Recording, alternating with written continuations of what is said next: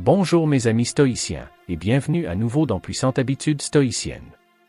Avez-vous déjà courageusement quitté une relation ou une situation pour découvrir que votre absence ébranle les fondements même du monde de l'autre personne?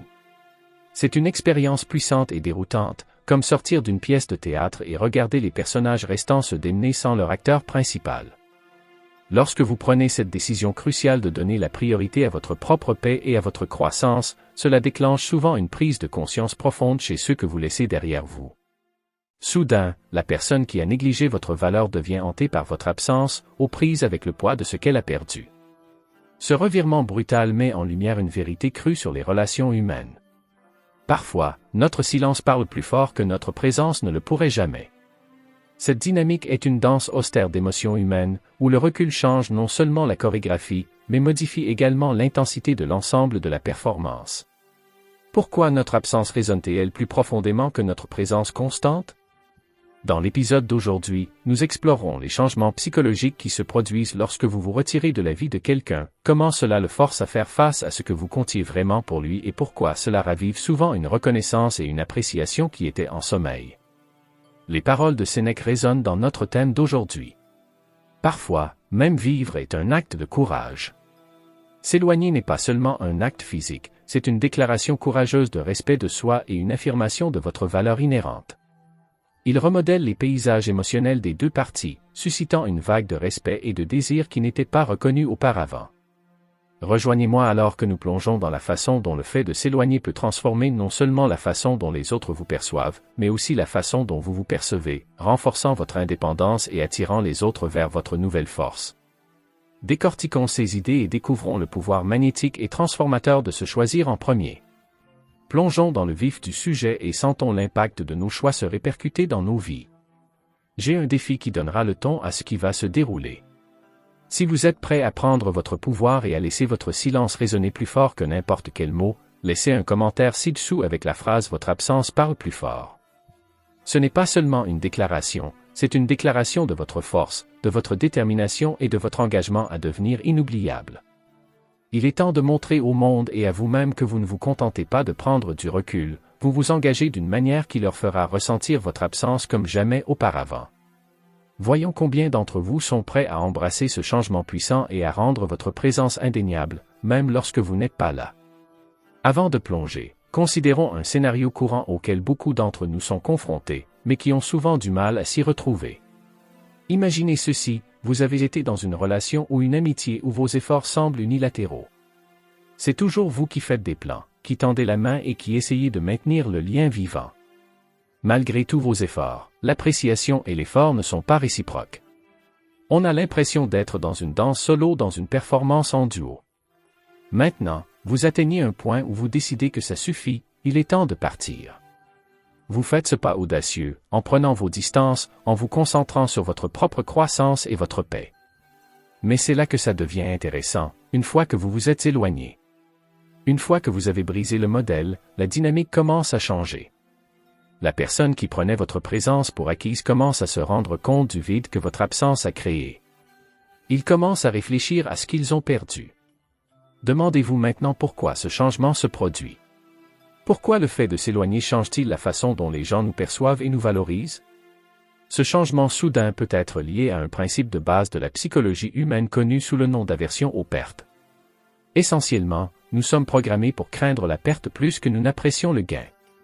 Au moment où vous vous retirez de l'équation, vous n'enlevez pas seulement votre présence, vous activez leur peur de la perte, qui, curieusement, pèse souvent plus lourd que la joie que votre présence a procurée.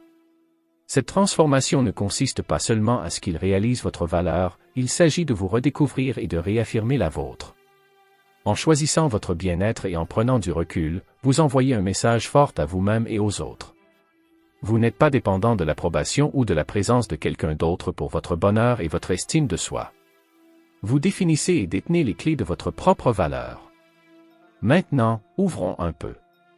Je veux que vous pensiez à un moment où vous avez dû prendre une décision similaire. Quelle était la situation? Comment vous sentiez-vous avant de décider de partir et qu'est-ce qui a changé par la suite? Partagez votre histoire dans les commentaires ci-dessous. Le fait de s'engager dans ces expériences personnelles nous aide non seulement à réfléchir, mais renforce également notre communauté ici en apprenant des parcours des autres. Cette réflexion est cruciale car elle met en évidence un principe stoïcien fondamental, l'importance de se concentrer sur ce que nous pouvons contrôler. Marc Aurèle nous a enseigné à être indifférents à ce qui ne fait aucune différence. En vous éloignant, vous choisissez de ne plus laisser les forces extérieures dicter votre paix et votre contentement. Au fur et à mesure que nous continuons, gardez ces pensées à l'esprit. Réfléchissez à vos propres expériences et à la façon dont vous avez géré l'art de vous éloigner et de récupérer votre pouvoir. Approfondissons la façon dont ces actions remodèlent nos vies, nos relations et nos perceptions même de l'estime de soi et de l'indépendance. 1. Comprendre le choc initial. Alors, les amis, discutons de notre premier point, comprendre le choc initial. C'est une réaction dramatique et profonde qui se produit lorsque vous décidez de prendre du recul par rapport à la vie de quelqu'un. Il ne s'agit pas seulement de l'absence qu'elle crée, mais aussi des réverbérations que l'absence déclenche dans le paysage émotionnel et psychologique de l'autre personne. Imaginez ceci. Un jour, vous êtes un personnage de tous les jours dans leur histoire de vie, et puis soudain, vous ne l'êtes plus. C'est comme une scène clé dans un film qui est coupée de manière inattendue, laissant le public, et dans ce cas, la personne que vous avez laissée derrière vous, sous le choc du saut soudain dans le scénario. Le choc initial peut être comparé à un magicien tirant une nappe de sous une table dressée, laissant tout momentanément suspendu d'incrédulité avant que tout ne s'effondre. Pourquoi ce choc frappe-t-il si fort? Parce que les humains sont des créatures d'habitude. Nous nous épanouissons grâce à la cohérence et à la prévisibilité. Lorsqu'une personne faisant partie intégrante de notre vie quotidienne s'éloigne soudainement, cela perturbe notre équilibre émotionnel. Comme Sénèque l'a si bien dit, chaque nouveau départ vient de la fin d'un autre commencement. Cette réflexion stoïque nous rappelle que les fins ne sont pas seulement des pertes, mais des transitions, un point de vue qui peut ne pas s'inscrire immédiatement au milieu du choc initial, mais qui est crucial pour traiter le changement. Cette étape du choc est critique car c'est souvent la première fois que les individus sont contraints de faire face à leur dépendance à l'égard de la validation externe. Ils doivent faire face au miroir seuls, réalisant peut-être pour la première fois à quel point leur valeur personnelle était soutenue par la présence d'un autre. C'est là qu'un peu d'humour pourrait détendre l'atmosphère.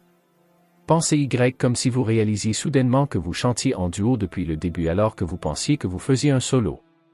Alors qu'ils naviguent à travers cette tourmente, les stoïciens offrent une précieuse leçon de résilience. Marc Aurèle a dit, « Tu as le pouvoir sur ton esprit, non sur les événements extérieurs. » Réalisez cela, et vous trouverez la force. Ce rappel puissant encourage les laissés pour compte à prendre le contrôle de leurs réactions, à trouver de la force dans leur capacité à s'adapter et à répondre plutôt que dans la situation elle-même. Mais que se passe-t-il exactement pendant ce choc? Au début, il y a probablement un flot d'émotions, de confusion, de tristesse, de colère et peut-être même de soulagement mélangé à de la culpabilité. Ces sentiments sont normaux et attendus. Imaginez que vous êtes un personnage dans un livre et que l'auteur commence soudainement à écrire dans un genre auquel vous n'étiez pas préparé. Vous seriez perplexe, n'est-ce pas? C'est le choc initial. La désorientation dans sa forme la plus pure. Au cours de cette phase, il est crucial pour l'individu d'éviter de prendre des décisions irréfléchies ou des changements drastiques jusqu'à ce que la poussière émotionnelle soit retombée. C'est comme se retrouver dans un épais brouillard. La meilleure chose à faire est de rester sur place, de respirer et d'attendre que la clarté revienne. Parlons maintenant des stratégies. Comment gérer ce choc de manière stoïque? D'abord, en pratiquant l'acceptation. Il ne s'agit pas de se résigner, mais plutôt de reconnaître la réalité de la situation sans la superposer à un excès d'émotion ou de désespoir. Tout comme un arbre se plie avec le vent pour éviter de se briser, faire preuve de flexibilité et de résilience dans les pensées et les actions peut atténuer l'impact du choc. Vient ensuite le pouvoir de la réflexion. C'est le moment d'une introspection profonde, parfois difficile. Il s'agit de poser des questions difficiles. Quel rôle ai-je joué dans ce scénario? Qu'est-ce que je peux apprendre de cela? Il ne s'agit pas d'attribuer le blâme, mais d'apprendre et de grandir de l'expérience. Imaginez que vous êtes en train d'assembler un puzzle et que vous constatez soudainement que les pièces que vous utilisiez ne vous conviennent plus. C'est frustrant, oui, mais c'est aussi l'occasion de chercher de nouvelles pièces qui pourraient offrir une image plus satisfaisante. Enfin, la conclusion motivante. Si vous êtes celui qui reste après que quelqu'un se soit éloigné, rappelez-vous que ce n'est pas la fin de votre histoire, mais un rebondissement dans votre intrigue. Votre valeur n'est pas diminuée par l'incapacité de quelqu'un à la voir. Comme un phénix renaissant de ses cendres, utilisez ce choc comme carburant pour déclencher votre transformation en quelqu'un de plus fort et de plus indépendant. Alors, laissez un commentaire ci-dessous. Dites-nous si vous avez déjà vécu ce genre de choc et comment vous avez avancé. Avez-vous trouvé une force que vous ne saviez pas que vous aviez? Construisons une communauté où nos expériences partagées nous rassemblent et nous élèvent. Dans notre prochaine discussion, nous explorerons comment ce choc initial évolue vers une période de réflexion et conduit finalement à une compréhension plus profonde de soi. Restez avec moi et continuons à démêler les effets profonds de l'éloignement, en embrassant la sagesse des stoïciens pour nous guider. Maintenant que nous avons fait notre premier pas pour comprendre le choc initial du départ, j'espère que vous commencez à voir les changements puissants que cela peut apporter, non seulement dans la vie de ceux que nous laissons derrière nous, mais aussi dans nos propres chemins. Si vous trouvez de la valeur dans notre voyage ensemble, aujourd'hui, veuillez prendre un moment pour appuyer sur le bouton j'aime. Cela aide plus que vous ne le pensez et cela me dit que vous appréciez notre plongée profonde dans ces paysages émotionnels complexes. Et si vous ne l'avez pas déjà fait, pensez à vous abonner à notre chaîne. Ici, nous abordons régulièrement ces sujets difficiles et nous le faisons avec la sagesse du stoïcisme pour nous guider. Maintenant, je vous invite à rester avec moi pendant que nous nous aventurons plus profondément. Il y a encore beaucoup à explorer sur les effets transformateurs du départ et, je vous le promets, les idées que nous découvrirons ensemble en vaudront la peine. Il ne s'agit pas d'un seul changement, mais d'une série de révélations qui peuvent remodeler la façon dont vous percevez les relations et la croissance personnelle. Deuxièmement, l'autoréflexion déclenchée par la perte. Alors, les amis, plongeons dans notre deuxième point, l'autoréflexion déclenchée par la perte. Une fois que le choc initial commence à se calmer, la phase naturelle suivante pour la personne laissée derrière est une période profonde et souvent intense d'introspection. C'est là que le vrai travail commence et croyez-moi, c'est comme s'ils s'étaient soudainement transformés en détectives philosophiques dans le mystère de leur propre vie. Imaginez ceci, vous venez de perdre une pièce d'un puzzle sur lequel vous travailliez assidûment. Au début, vous pouvez le chercher frénétiquement, mais finalement, vous vous asseyez et commencez à réfléchir à la raison pour laquelle cet élément était si crucial. Le tableau pourrait-il être complété d'une nouvelle manière? Voilà à quoi ressemble l'autoréflexion après une perte importante. C'est s'interroger sur le pourquoi et le comment des pièces manquantes. Pendant ce temps, la personne peut revisiter des souvenirs en essayant de repérer des moments de joie, de conflit et de déconnexion. C'est comme revoir un film dont il pensait connaître l'intrigue, mais qui maintenant il cherche des significations cachées dans chaque scène. Il se demande si j'étais vraiment heureux. Sur quoi ai-je fait un compromis? Que puis-je faire différemment la prochaine fois? Cette introspection est essentielle car elle les aide à comprendre leurs valeurs et leurs besoins personnels mieux qu'ils ne l'ont jamais fait lorsqu'ils faisaient partie d'une paire. Sénèque nous offre ici un peu de sagesse. Tant que vous vivrez, continuez à apprendre à vivre. L'autoréflexion déclenchée par la perte fait de cette citation un exercice quotidien. Il s'agit d'apprendre du passé pour construire un avenir meilleur. Cet apprentissage n'est pas toujours confortable. C'est comme si vous vous rendiez compte que vous portiez des chaussures trop serrées. Le soulagement vient de la compréhension que vous n'avez plus besoin de les porter. L'humour aide à alléger l'intensité de l'introspection. C'est comme regarder de vieilles photos de vous-même dans des choix de mode douteux et vous demander à quoi je pensais. Rire de nos erreurs passées peut rendre les leçons qu'elles nous enseignent un peu plus faciles à avaler. Cette phase est cruciale pour la croissance émotionnelle.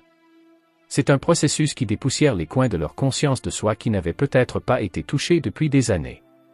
En passant au crible les résidus émotionnels, ils commencent à libérer un espace pour de nouveaux attachements plus sains. C'est comme nettoyer votre garage. C'est un gâchis. C'est écrasant. Mais oh, l'espace que vous aurez une fois que c'est fait. Ce nettoyage leur permet d'aborder les relations futures avec une compréhension plus claire de ce qu'ils veulent et de ce qu'ils peuvent donner. Et n'oublions pas le pouvoir de l'écriture pendant cette phase.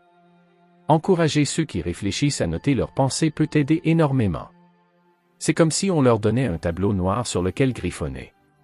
Ils peuvent toujours effacer et réécrire au fur et à mesure que leur compréhension évolue. Alors, je vous encourage tous. Partagez-le dans les commentaires ci-dessous. Vous êtes-vous déjà retrouvé dans une phase d'introspection intense après une perte? Qu'avez-vous appris sur vous-même? Vos histoires partagées ne sont pas seulement une guérison, elles inspirent et enseignent. Alors que nous terminons cette discussion sur l'autoréflexion déclenchée par la perte, rappelez-vous que chaque réflexion, chaque réalisation et chaque réévaluation vous rapproche de la personne que vous êtes censé être. Il ne s'agit pas seulement d'aller de l'avant. Il s'agit d'aller de l'avant avec une vision plus claire de vos propres besoins et désirs. Ensuite, nous explorerons comment cette nouvelle conscience de soi affecte la croissance personnelle et l'indépendance. Restez avec moi alors que nous continuons à déballer les effets transformateurs du départ. 3. Réalisation de la valeur. Alors, les amis, plongeons dans notre troisième point. Réalisation de la valeur. Il s'agit d'un tournant critique dans le parcours de la personne que vous avez laissée derrière vous, où elle commence à vraiment saisir ce que vous avez apporté à la table, souvent vu seulement une fois que vous n'êtes plus là pour le mettre en place. Imaginez que vous avez perdu votre montre préférée. Il était toujours sur votre poignet, à tel point que vous avez presque oublié qu'il était là, jusqu'à ce qu'il ne le soit plus. Soudain, chaque fois que vous avez besoin de vérifier l'heure, l'absence est palpable et la valeur de cette montre devient claire comme de l'eau de roche. C'est un peu comme ce qui se passe dans les relations humaines lorsque quelqu'un s'en va. Les interactions quotidiennes autrefois considérées comme allant de soi sont manquées, et tout le poids de leur absence se fait sentir.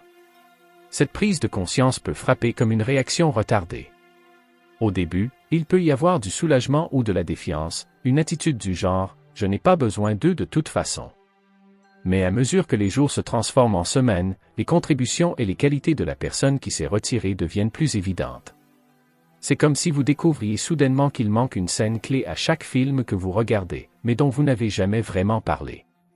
Vous commencez à reconnaître la stabilité, le soutien ou le bonheur que cette personne a contribué à votre vie. Une citation stoïcienne poignante d'Épictète convient bien ici. C'est un homme sage qui ne s'afflige pas pour les choses qu'il n'a pas, mais qui se réjouit de celles qu'il a. Cette réflexion aide à déplacer l'attention de la perte vers l'appréciation, encourageant ceux qui restent à reconnaître et à être reconnaissants pour le temps et les expériences partagées, plutôt que de se contenter de déplorer la perte. Cette phase de prise de conscience incite à une réévaluation de ce qui compte vraiment. Pour la personne laissée derrière, c'est le moment de réfléchir à l'importance de reconnaître et de chérir les personnes dans leur vie avant qu'elles ne s'en aillent. C'est là qu'une touche d'humour aide à détendre l'atmosphère. Pensez Y comme si vous réalisiez que vous avez mangé des toasts nature toute votre vie et que quelqu'un vous a initié à la confiture. Une fois qu'ils ont enlevé la confiture, chaque morceau de pain grillé est un rappel de ce que vous manquez. Alors qu'ils naviguent à travers cette prise de conscience, la clé pour eux est d'utiliser cette nouvelle appréciation comme un tremplin pour améliorer leurs interactions avec les autres à l'avenir. C'est une leçon non seulement sur la valeur de ce que vous avez quand vous l'avez, mais aussi sur la compréhension que la valeur des personnes et des relations ne doit pas être prise pour acquise. Terminons par un coup de pouce motivant. Si vous avez déjà été victime d'une telle prise de conscience, utilisez-la comme carburant pour votre croissance personnelle. Transformez la douleur de la perte en un catalyseur d'appréciation et d'engagement proactif dans vos relations. Chérissez ceux qui vous entourent. Exprimez ouvertement votre gratitude et ne manquez jamais une occasion de montrer de l'amour et du respect. J'encourage tout le monde ici à partager dans les commentaires. Avez-vous vécu un moment où vous avez réalisé la valeur de quelqu'un après son départ? Comment cela a-t-il changé votre approche de vos relations actuelles? Dans notre prochaine discussion, nous verrons comment cette prise de conscience peut conduire à une maturation émotionnelle et à une plus grande empathie, enrichissant ainsi la vie et les relations d'une personne. Restez avec moi, mes amis, alors que nous continuons à explorer ensemble ces expériences transformatrices. 4. Maturation émotionnelle. Alors, les amis, plongeons dans notre quatrième point, la maturation émotionnelle. C'est l'étape où la personne dont vous vous êtes éloigné commence à transformer le choc initial et la tourmente qui s'ensuit en un voyage de croissance émotionnelle et de maturité. Imaginez si la croissance émotionnelle était comme monter de niveau dans un jeu vidéo. Au début, il s'agit d'un terrain inconnu et de défis soudains, mais au fur et à mesure que vous progressez, vous acquérez de nouvelles compétences et de nouvelles connaissances qui vous aident à mieux naviguer. C'est à cela que ressemble la maturation émotionnelle après que quelqu'un s'en va. Il s'agit de transformer l'énergie brute et souvent chaotique des émotions initiales en quelque chose de plus raffiné et durable. Cette période est souvent marquée par une série d'épiphanies. La première et la plus frappante est peut-être la prise de conscience que non seulement ils peuvent survivre sans vous, mais qu'ils peuvent aussi prospérer. C'est comme si quelqu'un découvrait qu'il faisait du tandem seul et décidait finalement de passer à un vélo solo. C'est intimidant au début, mais finalement libérateur. Une citation stoïcienne pertinente de Sénèque pourrait le dire le mieux, ce n'est pas l'homme qui a trop peu, mais l'homme qui désire plus, qui est pauvre. Cette idée aide à définir la maturation émotionnelle comme un processus de compréhension et d'acceptation de ce que vous avez, plutôt que de déplorer ce que vous avez perdu. Cette maturation implique de reconnaître que le bien-être émotionnel ne dépend pas de la présence de quelqu'un d'autre, mais d'une source de résilience intérieure et de contentement de soi. Maintenant, comment favoriser cette maturité émotionnelle? Cela commence par l'introspection, en regardant vers l'intérieur pour comprendre vos déclencheurs émotionnels et en apprenant à les gérer, plutôt que de les laisser vous gérer. Imaginez-vous à la barre d'un navire alors qu'une tempête fait rage. La maturation émotionnelle consiste à apprendre à naviguer dans ces eaux sans chavirer. Il s'agit de reconnaître quand vous ne faites que réagir aux vagues, au lieu de naviguer à travers elles. Cette étape implique également d'adopter une perspective plus large. Cela signifie comprendre que chaque relation, y compris celle qui s'est terminée, contribue à la croissance personnelle. Chaque interaction apprend quelque chose de précieux, même si ce n'est pas évident immédiatement. Comme si l'on reconstituait une mosaïque, chaque fragment d'expérience contribue à l'image globale de ce qu'ils sont en train de devenir. Les personnes émotionnellement matures commencent à voir au-delà de la douleur immédiate de la séparation. Ils commencent à apprécier le calme qui suit la tempête, à trouver la paix dans la solitude et à apprendre à remplir le silence avec des soins personnels et de la compassion envers eux-mêmes, plutôt qu'avec du ressentiment et de la nostalgie. Alors, terminons par un coup de pouce motivant. Si vous êtes en proie à la maturation émotionnelle, ou si vous connaissez quelqu'un qui l'est, souvenez-vous de ceci. Le voyage est aussi important que la destination. La croissance que vous réalisez en naviguant dans vos émotions est un témoignage puissant de votre force et de votre capacité d'adaptation. Déposez un commentaire ci-dessous et partagez vos expériences de maturation émotionnelle. Comment avez-vous transformé les défis en opportunités de croissance? Vos histoires ne sont pas seulement inspirantes. Ils sont un phare pour les autres qui naviguent dans leur propre paysage émotionnel. Ensuite, nous explorerons comment cette nouvelle maturité émotionnelle affecte les relations et la croissance personnelle à l'avenir. Restez avec moi, les amis, alors que nous continuons d'apprendre, de grandir et de nous soutenir mutuellement à travers ces expériences transformatrices. 5. La croissance dans l'adversité. Alors, les amis, discutons de notre 5e point, la croissance dans l'adversité. Lorsque nous parlons de s'éloigner et des effets que cela a sur la personne laissée derrière, il est crucial de comprendre comment cette expérience difficile peut conduire à une profonde croissance personnelle. Imaginez que vous êtes un jeune arbre, petit et protégé sous la canopée d'un arbre plus grand. Un jour, cet arbre est soudainement déraciné. Au début, cela semble catastrophique. Exposé aux éléments, vous pourriez vous sentir vulnérable. Mais ensuite, quelque chose d'inattendu se produit. Avec plus d'espace pour s'étirer vers la lumière du soleil, vous commencez à grandir d'une manière que vous n'auriez jamais pu avoir si le plus grand arbre était resté. C'est ce qu'offre l'adversité, une occasion inattendue de prospérer qui ne se présente que lorsque le confort de l'ancien est dépouillé. Sénèque, un philosophe stoïcien, a dit avec justesse, le feu est l'épreuve de l'or, l'adversité des hommes forts. Lorsque quelqu'un s'éloigne de vous, considérez cela comme un test d'incendie. Au début, il brûle, vous laissant brut et exposé. Mais tout comme l'or est purifié par la flamme, votre esprit peut être fortifié et raffiné à travers les épreuves de la perte et du changement. Maintenant, pensez à la dernière fois que vous avez fait face à un revers. Peut-être que quelqu'un s'est éloigné de vous, laissant un vide. Il est facile de se vautrer dans l'ombre de l'abandon, mais la croissance vient en entrant dans la lumière du soleil de l'autonomie. Vous avez découvert un nouveau passe-temps? Avez-vous trouvé que vous étiez plus résilient que vous ne le pensiez? Souvent, c'est dans ces moments d'adversité que nous découvrons les parties les plus honnêtes de nous-mêmes. Le voyage à travers l'adversité ne consiste pas à nier la douleur ou le défi. Au lieu de cela, il s'agit de l'accepter comme une partie de votre histoire. Comme un comédien qui transforme ses difficultés personnelles en une routine de stand-up qui met tout le monde en haleine, vous pouvez vous aussi trouver des moyens d'apporter de la légèreté à votre situation. L'humour peut être un puissant baume pour les blessures de la solitude et peut transformer la façon dont vous racontez votre histoire, non seulement aux autres, mais aussi à vous-même. Mais comment transformer l'adversité en croissance?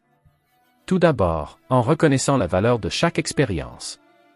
Chaque difficulté est accompagnée d'une leçon, un peu comme la façon dont chaque entraînement difficile à la salle de sport développe vos muscles, même si cela ressemble à de la torture sur le moment.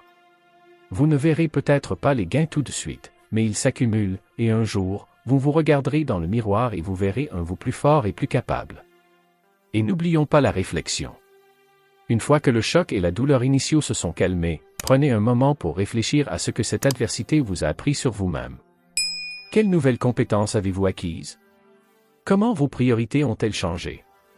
Qu'est-ce que vous appréciez le plus aujourd'hui? La réflexion transforme l'expérience en perspicacité et la perspicacité en sagesse.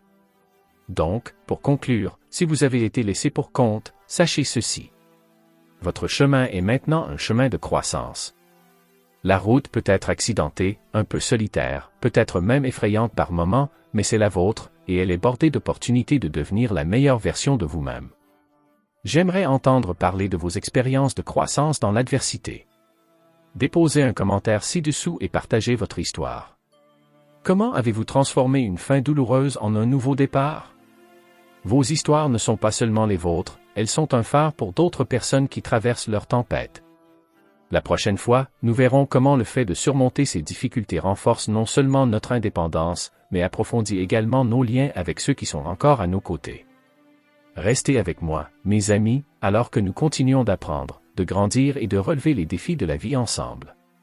6. Empathie accrue. Alors, les amis, plongeons dans notre 6e point. Empathie accrue. Il est fascinant de voir à quel point le fait de s'éloigner peut améliorer de manière inattendue la capacité d'empathie d'une personne, l'aidant à se connecter avec les autres à un niveau plus profond. Imaginez ce scénario. Vous vous êtes éloigné de quelqu'un qui n'a peut-être jamais vraiment apprécié la symphonie d'efforts que vous meniez dans votre relation. Maintenant laissés avec le silence de votre absence, ils commencent à se mettre à l'écoute de leurs propres émotions et de celles des personnes qui les entourent. C'est comme si quelqu'un qui a mis de la musique forte l'éteint soudainement et commence à entendre la douce pluie à l'extérieur pour la première fois. C'est instructif. S'éloigner peut servir de miroir, reflétant non seulement ce qui a été perdu, mais aussi ce qui peut être gagné en termes d'intelligence émotionnelle. Quand quelqu'un éprouve la douleur de la séparation, il commence à reconnaître et à comprendre cette douleur chez les autres aussi. Cette vulnérabilité partagée est le terreau de l'empathie. C'est comme apprendre une nouvelle langue, la langue de la douleur émotionnelle, et découvrir soudainement que vous pouvez comprendre et converser avec un tout nouveau monde de personnes. La sagesse stoïcienne, en particulier du philosophe Marc Aurèle, éclaire cette transformation. Ce qui blesse la ruche nuit à l'abeille. Les stoïciens nous rappellent que nous ne sommes pas des êtres isolés, mais que nous faisons partie d'une ruche humaine plus vaste. En vous éloignant et en initiant cette période de recalibrage émotionnel, vous enseignez par inadvertance à celui qui reste la valeur de cette interconnexion. En réfléchissant à vos propres expériences de l'empathie, réfléchissez à la façon dont le fait de comprendre la douleur de la perte vous a aidé à grandir dans la compassion. Partagez vos réflexions dans les commentaires ci-dessous. Comment le fait de s'éloigner a-t-il amélioré votre capacité à faire preuve d'empathie envers les autres? En conclusion, rappelez-vous que chaque défi émotionnel a le potentiel d'élargir la capacité de votre cœur à aimer et à comprendre les autres. S'éloigner ne consiste pas seulement à créer de la distance, il s'agit de construire des ponts d'empathie qui peuvent enjamber des fossés auparavant infranchissables. Continuons d'apprendre, de grandir et de comprendre plus profondément le langage silencieux de l'empathie qui nous lie tous. Renforcer l'indépendance. Alors, les amis, explorons notre 7e point, le renforcement de l'indépendance. Lorsque quelqu'un s'en va, la personne laissée derrière découvre souvent une nouvelle autonomie qu'elle n'aurait peut-être pas réalisée possible ou nécessaire auparavant. Imaginez être propulsé dans la nature avec juste une boussole. Au début, l'idée est terrifiante, n'est-ce pas? Mais en naviguant sur le terrain, vous apprenez non seulement à survivre, mais aussi à prospérer de manière indépendante. C'est similaire à ce qui se passe lorsque vous êtes laissé pour compte. Soudain, vous êtes le seul décideur dans le parcours de votre propre vie, et cela peut être à la fois intimidant et exaltant. Sénèque a dit, « Ce n'est pas parce que les choses sont difficiles que nous n'osons pas. C'est parce qu'on n'ose pas qu'elles sont difficiles. » Cette sagesse stoïque est un phare pour tous ceux qui trouvent leur marque dans le monde soudainement solitaire après le départ. Il s'agit d'accepter la difficulté comme un catalyseur de croissance plutôt que comme un obstacle au succès. En commençant à faire les choses par vous-même, des plus banales, comme réparer un robinet qui fuit, aux plus complexes, comme planifier votre avenir, vous développez votre résilience et votre confiance. Chaque petite victoire est un pas vers la réalisation que non seulement vous pouvez survivre par vous-même, mais que vous pouvez vous épanouir. Voici une façon humoristique de le voir. Vous êtes maintenant le capitaine de votre navire, et bien que les eaux soient peut-être inexplorées, vous ne faites plus seulement le tour de l'île. Vous mettez les voiles vers de nouveaux horizons, luttant parfois contre les monstres marins du doute et de la solitude. Mais qu'est-ce qu'une aventure sans un peu de frisson? Je vous invite donc à partager dans les commentaires. Quelle est l'étape de l'indépendance que vous avez franchie et qui semblait impossible? Vos histoires ne sont pas seulement inspirantes, elles nous montrent à tous comment les moments les plus difficiles peuvent mener au plus grand gain. Pour conclure, n'oubliez pas que chaque pas que vous faites par vous-même est un pas vers non seulement l'indépendance, mais aussi l'autonomisation. Le voyage peut commencer par un départ, mais il se poursuit avec des découvertes qui redéfinissent ce que vous êtes capable d'accomplir par vous-même. Restez avec moi, alors que nous continuons d'explorer les impacts transformateurs du départ. Et rappelez-vous, le chemin de l'indépendance est aussi le chemin de votre véritable potentiel. 8. Réaligner les priorités alors. Les amis, discutons de notre 8e point, le réalignement des priorités. Après le choc initial et le tourbillon émotionnel qui s'en est suivi, quelque chose de transformateur commence à se produire. La personne dont vous vous êtes éloigné commence à regarder sa vie avec un regard neuf, en réévaluant ce qui est vraiment important. C'est comme s'ils avaient utilisé une carte à laquelle il manquait soudainement quelques routes. Maintenant ils doivent tracer un nouveau parcours. Imaginez que vous vous réveillez un jour et que vous vous rendez compte que vous avez fonctionné en pilote automatique, remplissant vos journées de routine et d'engagement qui ne servent plus votre plus grand bien. C'est un peu comme si vous décidiez que vous avez des céréales tous les matins juste par habitude, alors que ce que vous voulez vraiment, c'est une pile de crêpes, avec le sirop et toutes les garnitures. C'est drôle, mais c'est aussi un moment de clarté. Cette étape consiste à faire le tri dans le fouillis de la vie. Comme l'a dit avec sagesse le philosophe Sénèque, ce n'est pas l'homme qui a trop peu, mais l'homme qui désire plus, qui est pauvre. Cette sagesse stoïque souligne l'importance de se concentrer sur ce qui ajoute de la valeur réelle à votre vie, plutôt que de simplement en accumuler davantage. Plus d'activité, plus de responsabilités, plus de stress. Pour la personne laissée pour compte, cela peut signifier réduire ses obligations sociales qui lui semblent plus épuisantes qu'enrichissantes ou repenser des objectifs de carrière qui ne correspondent plus à ses valeurs personnelles. Il s'agit d'identifier ce qui compte vraiment et d'avoir le courage d'en faire une priorité. Il ne s'agit pas seulement d'avoir moins, mais d'avoir plus de ce qui enrichit vraiment votre vie. Maintenant, j'aimerais avoir de vos nouvelles dans les commentaires. Avez-vous déjà eu un moment de clarté qui vous a amené à réaligner vos priorités? Comment cela a-t-il changé votre approche de votre vie quotidienne? À mesure que nous avançons, n'oubliez pas que réaligner vos priorités ne signifie pas perdre le cap, il s'agit de l'aiguiser, de choisir de remplir votre vie d'activités et de relations qui comptent vraiment. Portons cette pensée avec nous alors que nous naviguons sur nos chemins, en veillant à ce que chaque pas que nous faisons soit aligné sur nos valeurs et nos objectifs les plus profonds. Continuez à aller de l'avant, mes amis. La meilleure version de vous-même est juste au coin de la rue. 9. Un sens renouvelé de l'objectif alors, les amis, plongeons dans notre 9e point, le sens renouvelé de l'objectif. Une fois que la poussière retombe du choc initial d'être laissé pour compte, il y a un voyage transformateur qui mène à une prise de conscience puissante, un sens renouvelé du but. Imaginez que vous avez joué un rôle que vous pensiez avoir été scénarisé juste pour vous, et que vous constatez que le script change soudainement. C'est comme si vous aviez été un personnage secondaire dans le récit de quelqu'un d'autre et que vous étiez soudainement propulsé dans le rôle principal de votre propre histoire. Au début, c'est intimidant, mais ensuite cela devient libérateur. Ce nouveau chapitre commence souvent par une introspection profonde qui peut donner l'impression de redécorer une maison dans laquelle vous avez vécu pendant des années. Vous commencez à déplacer des meubles, peut-être en jetant les anciens, et soudain, il y a un nouvel espace frais qui résonne plus vraiment avec qui vous êtes. C'est à cela que peut ressembler le fait de trouver un nouveau sens à son but, en réorganisant les priorités de votre vie pour mieux convenir à la personne que vous êtes devenue, plutôt qu'à la personne que vous étiez dans la relation. Sénèque a dit avec sagesse, ce n'est pas ce que nous avons qui fera de nous une grande nation, c'est la façon dont nous l'utilisons. De même, ce ne sont pas les relations que nous entretenons, mais la façon dont nous grandissons à partir d'elles qui définissent notre véritable caractère. La fin d'une dépendance peut ainsi devenir le début de la découverte de soi, où l'on trouve ce qui nous anime et nous comble vraiment. Et lorsque vous commencez à agir sur ce nouveau but, c'est comme planter un jardin là où il n'y avait autrefois qu'une terre stérile. Chaque décision que vous prenez et chaque action que vous entreprenez plante une graine qui se transformera en un avenir façonné par vos propres désirs et ambitions. Donc, j'aimerais que vous nous disiez dans les commentaires, avez-vous déjà retrouvé un sens renouvelé du but après un changement majeur ou une perte?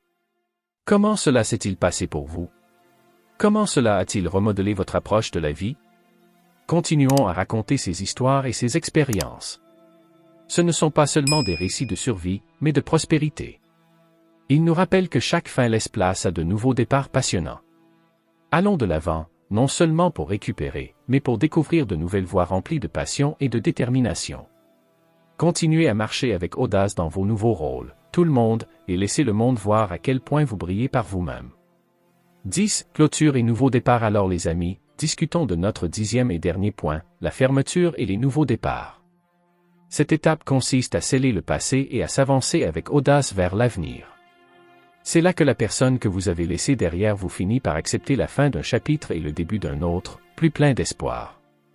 Imaginez ceci, vous avez regardé une longue série et vous savez qu'elle doit se terminer, mais vous n'êtes pas prêt, jusqu'à ce que soudainement la finale prenne tout son sens. C'est le genre de fermeture dont nous parlons. Il s'agit de trouver l'épisode qui règle tous les détails, vous rendant prêt à dire au revoir et à vous réjouir de nouvelles aventures. Sénèque a dit un jour que chaque nouveau départ vient de la fin d'un autre commencement. Cette sagesse est particulièrement poignante ici. La fin de votre présence dans leur vie n'est pas seulement une fin, c'est une cessation nécessaire qui ouvre la voie à une nouvelle croissance. C'est comme enlever les vieilles mauvaises herbes dans un jardin pour que de nouvelles fleurs puissent fleurir.